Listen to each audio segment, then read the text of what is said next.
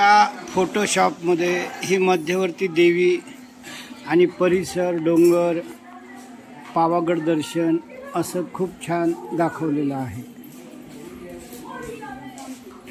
आता हे मी रोपवेने जात आहो. इकडे तिकीट काढून मी चेक इन करून आलेला आहो. रोपवेने परत जातो. तो बघा रोपवे दिसतो. मी उडण खटोल्याला जात आहो. उडण खटोल्याच्या रस्त्यावर आहो. उडण खटोल्याचा रस्ता रीतीनं उडण खटोल्यामध्ये 6 लोक बसत आहेत. तिथे लाल आणि पिवळा 2 उडण खटोले दिसत आहेत. रोपवेच्याची उडण खटोले शब्द वापरूया.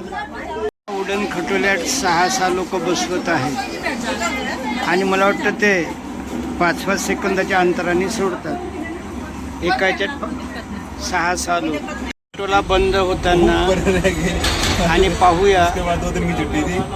हे बघा असं सोडलेलं आहे आणि 10 सेकंदाच्या अंतराने आमचा उडण खटोला सोडला. मला वाटतं 2 मिनिटामध्ये जात असेल हा. बघूया किती वेळात जातो.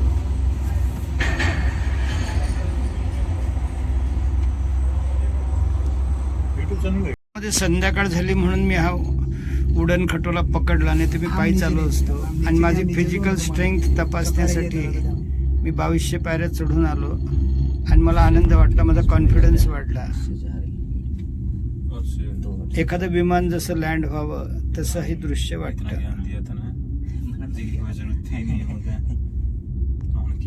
आणि हे कंट्रोल करू सोडत आहेत. म्हणजे एकदम असं भरधाव सोडलं तर ते तुटून जाईल.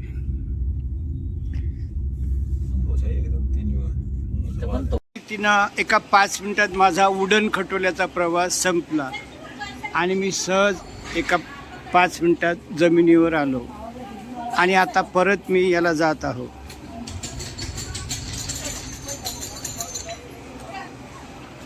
आणि हे देवीचं छान चित्र काढलेलं आहे.